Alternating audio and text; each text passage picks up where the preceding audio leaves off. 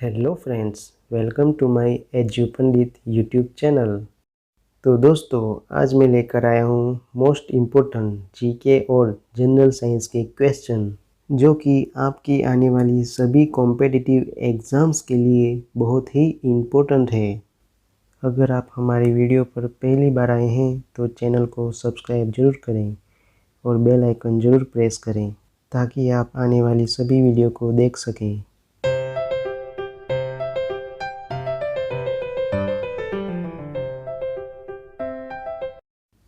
तो चलिए वीडियो शुरू करते हैं। इंसुलिन की खोज किसने की थी? A. Charles Babbage, B. Dresser, C. Banting, D. Edward Jenner.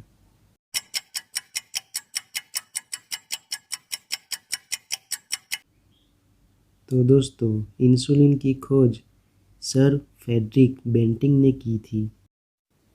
तो दोस्तों, आप सर फ्रेडरिक बेंटिंग की फ़ोटो देख सकते हैं जो कि कैनेडियन मेडिकल साइंटिस्ट थे और तो और फिजिशियन, पेंटर और नोबेल पुरस्कार विजेता थे जिन्हें इंसुलिन और इसकी चिकित्सीय क्षमता के सह खोजकर्ता के रूप में जाना जाता है। उन्हें टोरंटो विश्वविद्यालय 1922 का रीव पुरस्कार मिला था।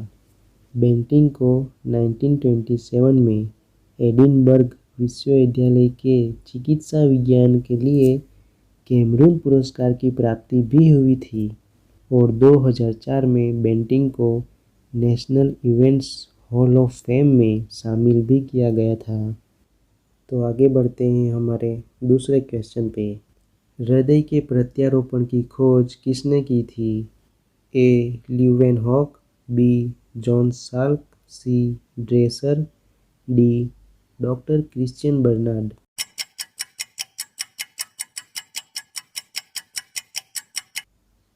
तो दोस्तों, हृदय के प्रत्यारोपण की खोज डॉक्टर क्रिश्चियन बर्नार्ड ने की थी। जैसे कि दिल प्रत्यारोपण या हृदय प्रत्यारोपण एक शल्य प्रक्रिया है जिसे ऐसे मरीज पर किया जाता है जो कि हृदय विफलता की अंतिम अवस्था पर हो या जिसे गंभीर कोरोनरी धमनी की बीमारी हो। इसका सबसे सामान्य तरीका एक काम करते हुए दिल एक तुरंत मरे हुए इंसान के शरीर से निकाल लेते हैं जो अपना दिल दान करना चाहता था और उसे मरीज के शरीर में लगा देते हैं। इस प्रक्रिया में मरीज का दिल सामान्य प्रक्रिया में निकाल दिया जाता है। इसे हम हृदय प्रत्यारोपण प्रक्रिया कहते हैं। मानव की एक जटिल बीमारी को दूर करने का सबसे विवादास्पद समाधान है। ऑपरेशन के बाद जीवित रहने की अवधि अब औसत 15 साल है। विश्व का पहला मानव हृदय प्रत्यारोपण 3 दिसंबर 1967 में दक्षिण अफ्रीका के केप टाउन शहर में क्रिश्चियन बर्नार्ड के द्वारा किया गया था, जो कि पूरी दुनिया में हर साल 3,500 हृदय प्रत्यारोपण होता है और करीब 8 लाख लोग हैं जो दिल के चतुर्थ श्रेणी के दोष से पीड़ित हैं। आज का हमारा तीसरा क्वेश्चन। हैजा के टीके की खोज किसने की थी?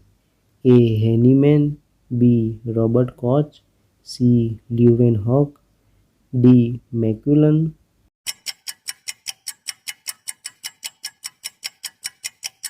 जी हाँ दोस्तों, हैजा के टीके की खोज रॉबर्ट कॉच ने की थी। रॉबर्ट कॉच की आप तस्वीर देख सकते हैं। जैसे कि हैजा के टीके वे टीके हैं जो हैजा की रोकथाम में प्रभावी है। रॉबर्ट कॉच द्वारा साल 1884 में हैजे के जीवाणु खोजने के 75 साल बाद बंगाल के एक वैज्ञानिक ने पता लगाया कि जीवाणु द्वारा पैदा किया गया एक जहर है जो कि शरीर में पानी की कमी और खून के गाढ़े होने का कारण बनता है, जिसके कारण आखिरकार हैजे के मरीज की जान चली जाती है। तो चलिए आगे बढ़ते हैं। आरएनए की खोज किसने की थी? A. Galileo, B. Colt, C. Einstein, D. Severo Ochoa, Robert Holley और कार्ल वोसे।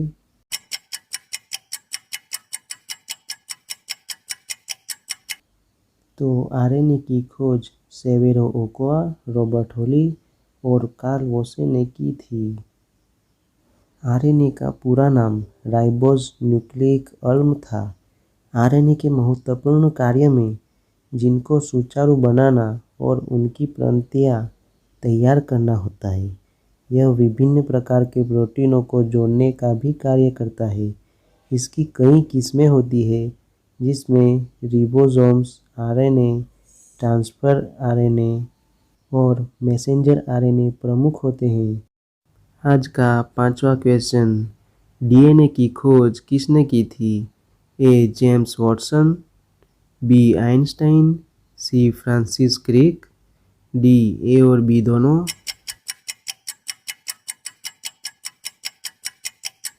तो दोस्तों, डीएनए की खोज जेम्स वॉटसन और फ्रांसिस क्रिक दोनों ने की थी। इसका आंसर होगा डी। डीएनए का पूरा नाम डीऑक्सी राइबो न्यूक्लिक अम्ल है, जो कि डीएनए की रूप चित्र की खोज अंग्रेजी वैज्ञानिक जेम्स वॉटसन और फ्रांसिस क्रिक दोनों ने की थी।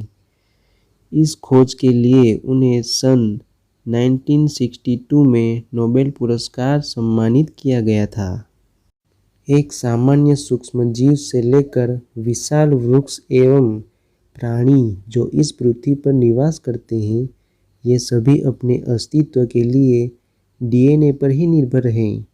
डीएनए के अंदर जीव से जुड़ी सभी सूचनाएं और जीवन को चलाने की जरूरी सभी निर्देश होते हैं। क्वेश्चन नंबर 6, पेनिसिलिन की खोज किसने की थी? A. Sir Alexander Fleming, B. James Watson, C. A और बी दोनों, डी. आइंस्टाइन।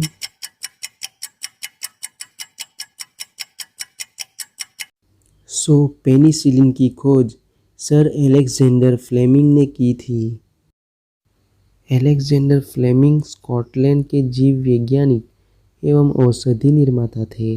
उनकी प्रसिद्धि पेनिसिलिन के आविष्कार के रूप में हुई थी।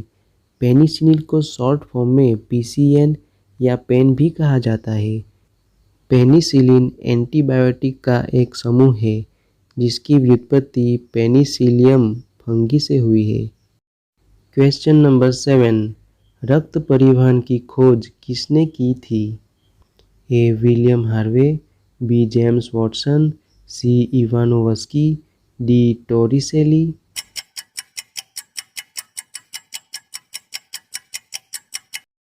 रक्त परिवहन की खोज विलियम हार्वे ने की थी। विलियम हार्वे इंग्लैंड के चिकित्सक थे, जिसने इस बात का सबसे पहले पता लगाया था।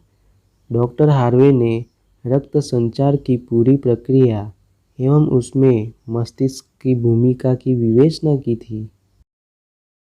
क्वेश्चन नंबर 8, होम्योपैथिक चिकित्सा की खोज किसने की थी? A. Ivanovsky, B. Watson, C. यूजोक हॉल्ट, D. Doctor Christian Friedrich Samuel Hahnemann.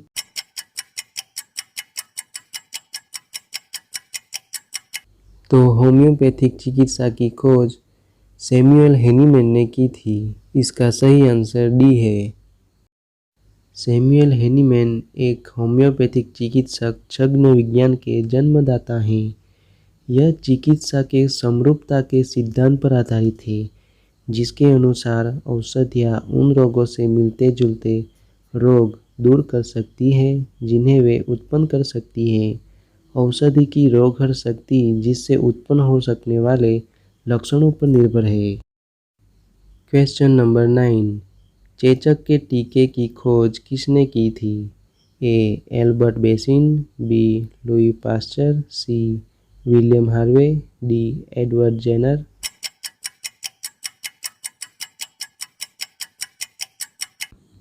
इसका सही आंसर चेचक के टीके की खोज एडवर्ड जेनर ने की थी। एडवर्ड जेनर अंग्रेज काय चिकित्सक तथा चेचक के टीके के आविष्कारक थे। जेनर को अक्सर इम्यूनोलॉजी का पिता कहा जाता है और इनके काम को किसी अन्य मानव के काम से ज़्यादा जिंदगी बचाने वाला कहा जाता है। वह रॉयल सोसाइटी के सदस्य थे। वह कोयल के बच्चों की परजीविता का वर्णन करने वाले पहले व्यक्ति थे। 2002 में जेनर को बीबीसी की 100 महानतम ब्रिटन्स की सूची में नामित किया गया था। चेचक यानी दूसरा नाम शीतला, बड़ी माता, स्मॉल पॉक्स आदि नाम से भी जाना जाता है। यह एक विषाणु जनित रोग है। श्वासोत्थ एक संक्रामक बीमारी थी जो 2 वायरस प्रकारों वेरोला प्रमुख और वेरोला नाबालिग के कारण होती है। इस रोग को लैटिन नाम वेरोला या वेरोला वेरा द्वारा भी जाना जाता है। आज का आखिरी क्वेश्चन नंबर 10। टीबी चिकित्सा की खोज किसने की थी? A. Robert Koch, B. Doctor Paul Muller, C. Colt, D. Galileo.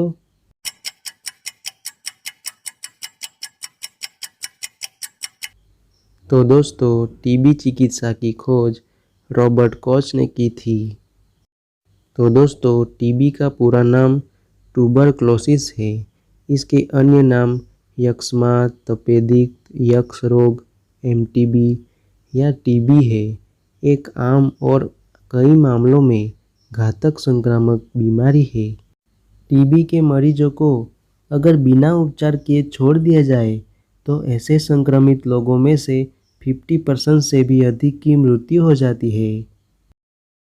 अगर वीडियो अच्छी लगी हो तो कमेंट और लाइक ज़रूर करें और हाँ, सब्सक्राइब करना ना भूलें। तो चलिए हम मिलते हैं नेक्स्ट वीडियो में।